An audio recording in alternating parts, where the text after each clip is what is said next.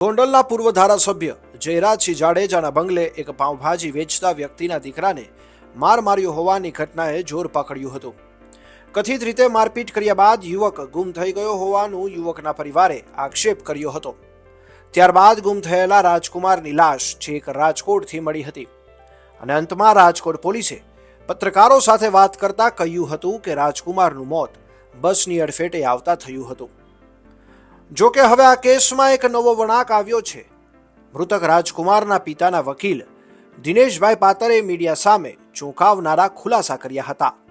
જુઓ રાજકોટથી મિલન ત્રિવેદીનો report. Commissioner ઓફિસે તો ખાસ કરીને એટલા માટે આવવું પડ્યું છે કે અમે શુક્રવારે જે રાજકુમારની ઘટના જે બની છે કુવાડવા રોડ ઉપર, એ ઘટનાના સાધનિક કાગળો માંગવા માટે રાજકુમારના પિતાશ્રી એટલે કે રતનલાલ એ જોડે આવેલા હતા। કારણ કે એને અહીંયા કાગળો કેવી રીતે મેળવવા શું છે એટલે આમ નબળા પડતા હતા। એટલે મને કે એક એડવોકેટ તરીકે તમે સાથે આવો, એમની સાથે હું ગયેલો અને કાગળો મેળવવા માટે અરજીઓ કરેલી। એમાં 2 અરજીઓ રહી ગઈ હતી, એટલે કે એક બોડી ઇન્ક્વેસ્ટ પંચનામું તેમજ પ્રથમ વખત થયેલું PM નોટની નકલ આ રહી ગઈ હતી। એટલે અમે સાહેબને કીધું, સાહેબ આ 2 નકલ કહેતા હોય તો આ જે અરજીઓ છે એમાં જ લખી નાખી નીચે, ના એ કે અલગથી તમારે આપવી જોઈએ।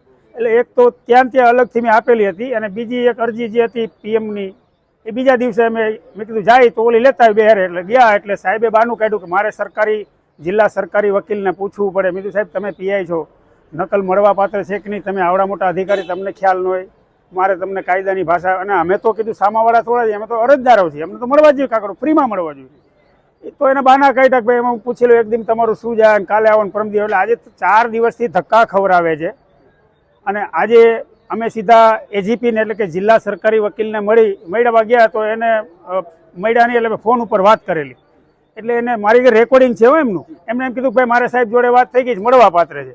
પછી અમે સાહેબને ફોન કર્યો, મેં કીધું સાહેબ AGPએ તો કીધું મળવા પાત્ર, તો હવે તમે શું કામ પોલીસ સ્ટેશને 2 કલાક બેઠા પછી ફોન કર્યો તો કે ભાઈ હવે મળવા પાત્ર છે કે એને ભલે કીધું આપવાનું આપવા મારે જોવાનું છે। આવો ઉદ્ધતતાપૂર્વકનો જવાબ PI આપેલો છે। એટલે અમે CP સાહેબને DCP સાહેબને મળવા આવ્યા છીએ, સજ્જનસિંહ પરમારને, એમને પણ 3-4 દિવસથી ફોન કરું છું, એ પણ ફોન ઉપાડતા નથી, ભલે કોઈ કામકાજ હોય ન ઉપાડ, પણ આજે રૂબરૂ મળે શું અહીંથી જવાબ મળે છે એ જોવાનું રહ્યું। કાગળો નથી આપતા ને એટલે 100% આપણે કહી શકીએ કે ક્યાંક ને ક્યાંક દાળમાં કાળું છે, એવું કહી શકીએ।